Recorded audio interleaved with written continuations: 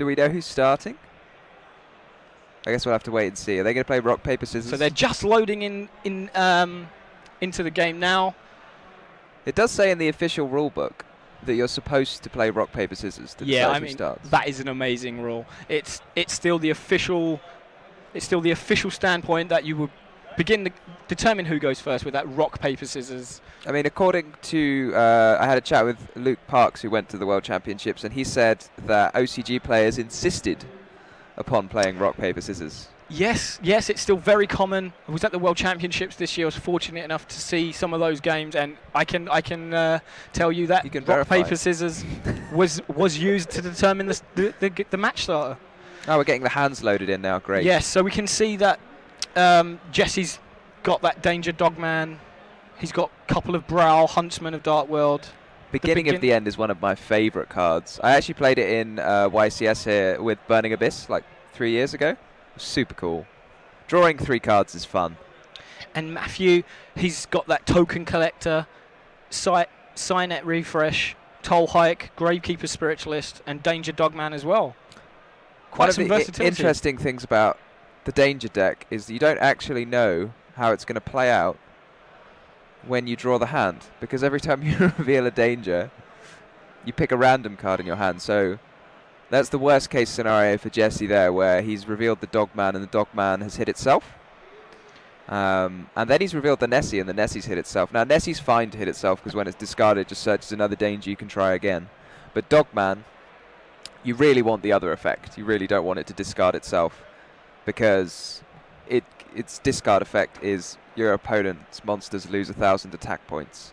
And when your opponent doesn't have any monsters, that's not really what you're going for. But Nessie's kind of fine, because you just get another Danger and try again, which is what's going on now. And, oh wow. Matthew's doing exceptionally well on the dice roll here. He's hit 3 out of 3 Danger monsters. Beginner's luck, maybe? Beginner's luck, yeah. So when Mothman is discarded, its discard effect allows you to draw and discard, both players, in fact, to draw and discard one. So and he's set the beginning of the end. He has. So he didn't want to discard it with his Danger effect. Exactly. By mistake, yeah. Just wanted to reiterate as to why he would do that straight off. Indeed. It is strange to set cards, set normal spells. So it looks like Jesse's opening turn has flopped a little bit due to a bit of bad luck on the side of his Danger monsters not resolving. He summons the Armageddon Knight, though. Yeah, Armageddon Knight was drawn off Brow, I think. Armageddon Knight is a really powerful card at the moment. It's one of those cards as well. It seems to always come back. Oh, it's amazing. Yeah, I love it. It's a really versatile card. It's been around a long time, but it sees a lot of play in a lot of decks over the years. So, I mean, in this deck, you can use it to send Shadow Beast or Blackwing Zephyros, I think, is the more popular option. But at the moment, it's being used a lot to send cards like Destiny Hero Malicious or the Phantom Knights. It's got, you know, there's always been dark monsters which do well in the graveyard. So Jesse's been able to continue his combos by drawing another Danger monster.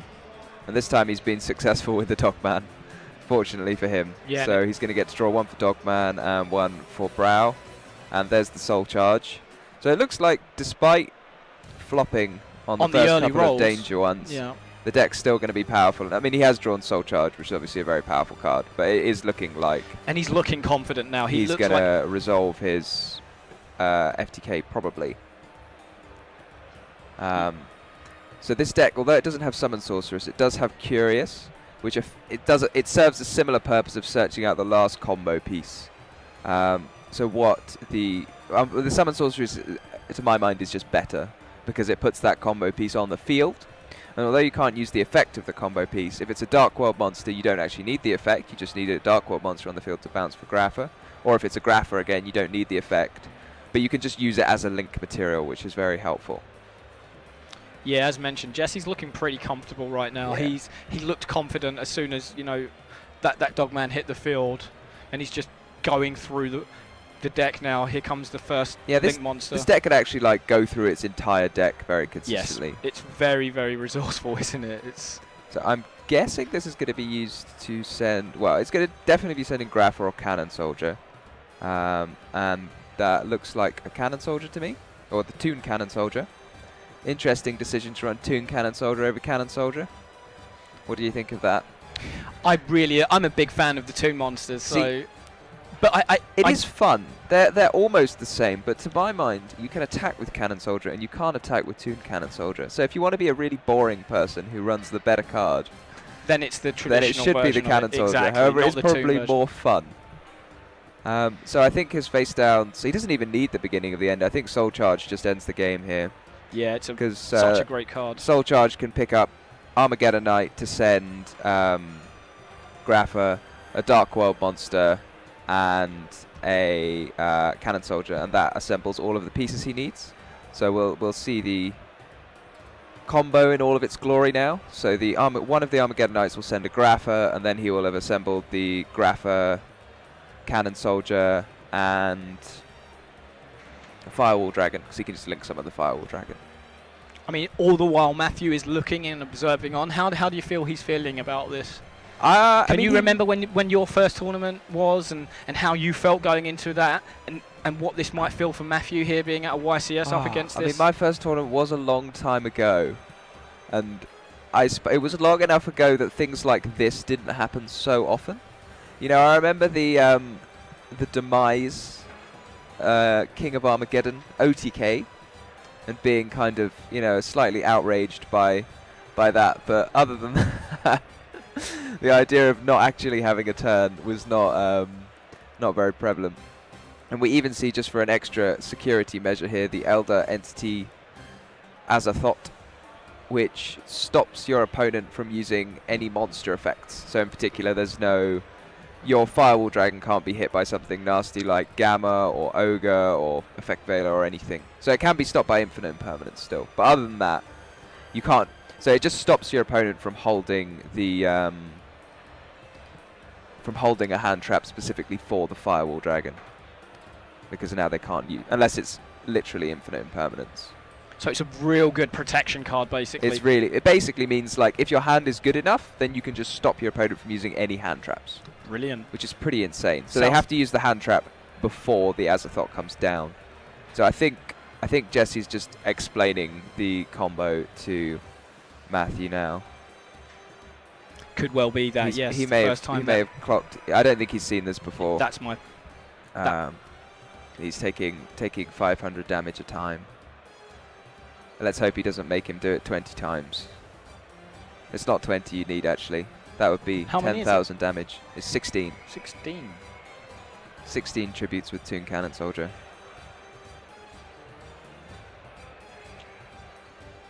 One of my friends was suggesting playing Shadow Priestess of Ohm instead, just for fun.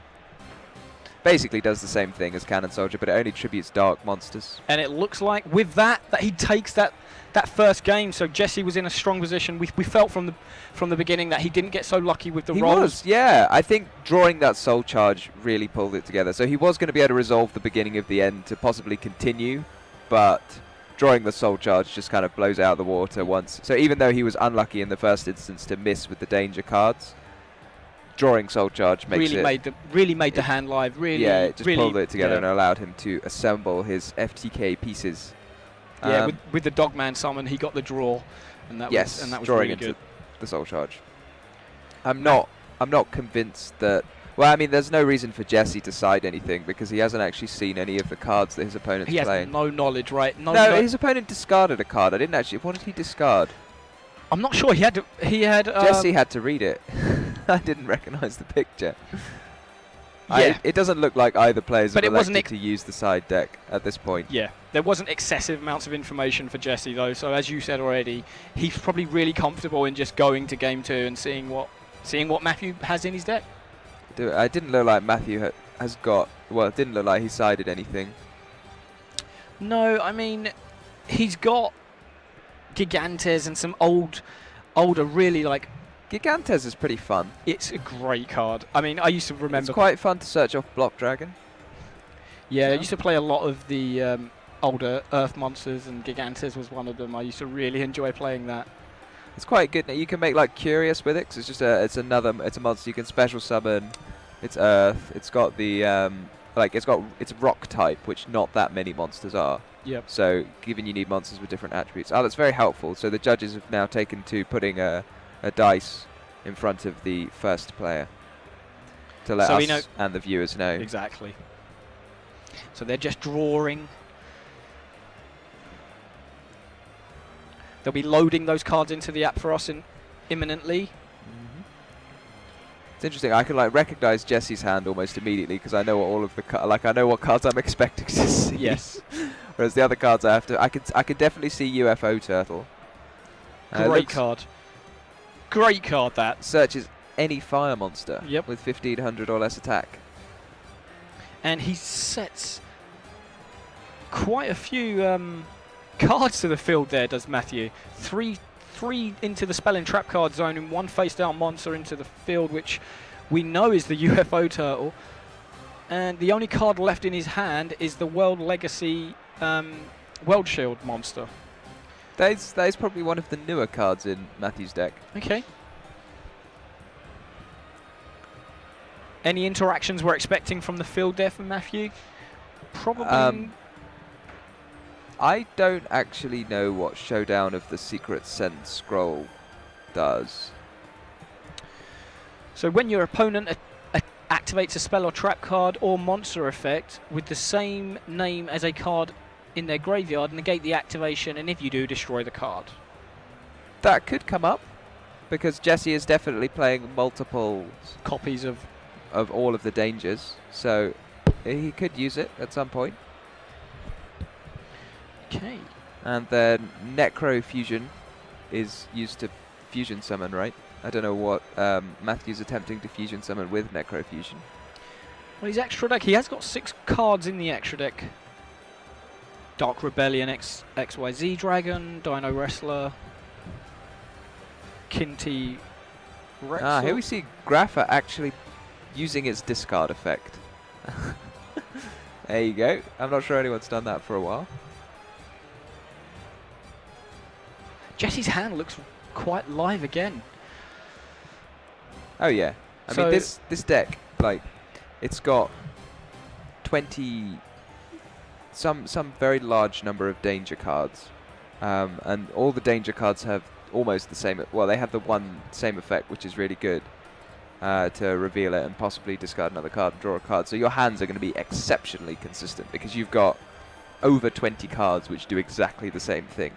And when you're building a Yu-Gi-Oh deck to be consistent, I mean, what more could you ask than 20 of the same card? Yes. It's pretty insane. So Jesse's doing a bit better with his dice rolls this time round. He's not yet hit a danger with itself. Yeah. So he's actually got the optimal scenario, which is hitting a different danger monster from your hand to trigger its discard effect. And now... I think it's fair to say Matthew is in danger here as well. He is in danger, yeah. Good one, Dom. And there we see Card Destruction on the bottom of Jesse's deck. Card Destruction Great card. A great card.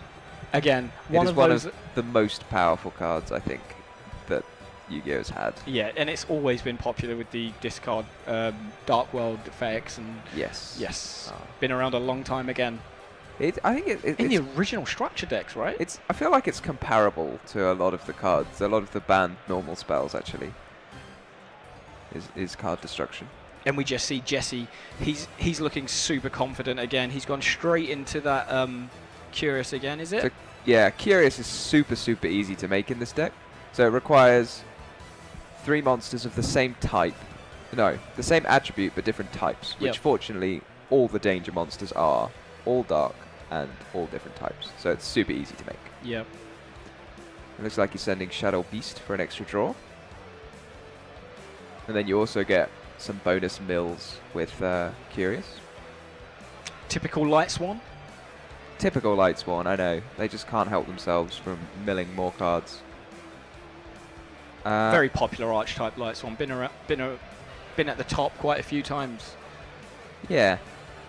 Maybe I got my... how does what does the exact text of Curious say? I'm interested he drew before he milled. I'm not... Is that correct? Yes, it is correct. Okay. Yeah, so Curious is, I guess I've just not used it enough recently, but I thought that Curious's send a card and then mill 3 were the same effect, but they are separate effects. And the mill 3 is a mandatory effect. So when he forms the chain with the Shadow Beast and the Curious to send, then you send, because the sending 3 is a mandatory effect, you have to put that as chaining 1. So then Shadow Beast will go chaining 2, so you'll draw and then mill. And then he has resolved the beginning of the end. Yes.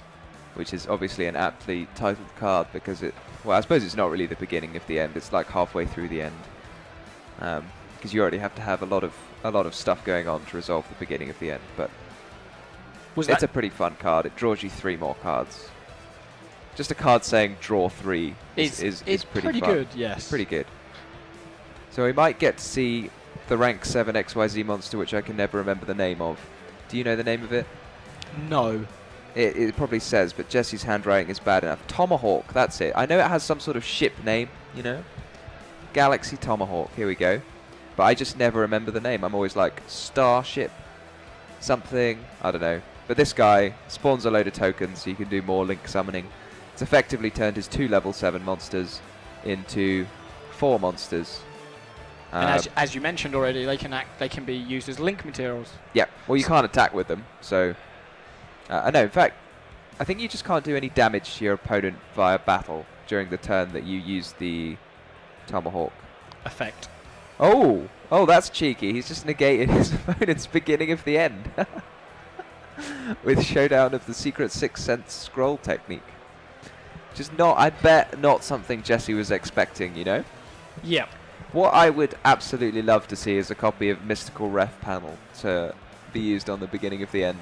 Counter trap, right? What does that? It is not a counter. It's a normal trap. It's a normal trap. But it says to your opponent that they don't draw 3, and instead you draw 3. Oh, I remember it now. It's one of the secret rare. First came as a secret rare, right? Yeah, it was actually used in the first YCS here because people were using Dragon Rulers. So in 2013, the meta was Dragon Rulers, and people were using lots of cards like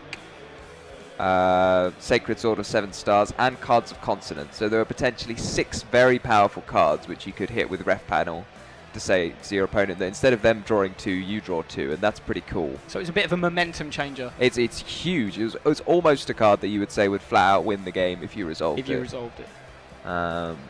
And kind of the fear of the card might make people want to not side out their like powerful draw cards. So we see Jesse going into more Link monsters as we anticipated with those tokens. Oh yeah. And we also see Jesse. I'm very disappointed in Jesse having just empty sleeves for his tokens. You know, I kind of expected more. Maybe some sheep tokens, maybe some YCS tokens. But he's just using empty sleeves. I think it's just a preference. Some people. It's a preference? Yeah. I'm just disappointed, if I'm honest. So how much would that track card have interrupted what Jesse's doing right now? Well, do you think it's actually going to have an impact on the game? Could it really shift any momentum into Matthew's way? I'm fully expecting Jesse to still assemble his win condition this turn. Okay. Once you get a combination of Firewall Dragon and Grapha and a Darkworld, you effectively have sort of infinite link materials. Because not necessarily infinite link materials, but infinite tribute fodder. Because Grapha can bounce itself, and then you can link away the Grapha. Sorry, Grapha doesn't bounce itself. It summons itself from the graveyard by bouncing a Darkworld. And then you link away the Grapha, and then Firewall summons the Darkworld back again, and then you bounce it for Grapha. So you could just get a continuous supply of monsters for link summoning. So the Toon Cannon Soldier is now in the graveyard. So what I'm expecting to see is some link summoning, and he can actually make Nightmare Unicorn to spin the Firewall Dragon back to the extra deck. So then he'll be able to resummon it and reuse it to pick up the Toon Cannon Soldier from his graveyard. So that's what we're going to see now. So Unicorn is going to be used. It's a discard, just for extra fun. You get to discard. Maybe he's already used Nessie. So the discard is a cost, and Darkworld monsters do not trigger when they're discarded for costs. They only trigger when they're discarded for effects, of course. But the danger monsters don't care. They just care that they're discarded. And he's also going to get a draw as well to top it off. Yeah, it's really impressive how much resource Jesse has, and how he's just, as you said, going through that deck. He's getting every piece, he's assembling it bit by bit, he's making his field. I think we're just seeing how consistent it is, to be honest. So, I mean, in the first game, Jesse's deck, you know, he was very unlucky with those dice rolls, and it still assembled the pieces. And in this game, he was shut off from 3 draws, and he's still going to assemble the combo. So here we see Toon Cannon Soldier, and now this is the combo game, because he can just tribute off the Mermaid, summon a Darkworld, bounce for Grapha, and rinse and repeat. And it looks like Matthew's acknowledging that. So Jesse just showing and offering the handshake, and there it is. As mentioned, you said previously that he's got a really consistent ratio, can really make and assemble that field quite consistently, and 2 games in a row, Toon Cannon Soldier. Toon Cannon Soldier, I mean, that is the deck's win condition. I think it's quite unlikely that he would win not doing that.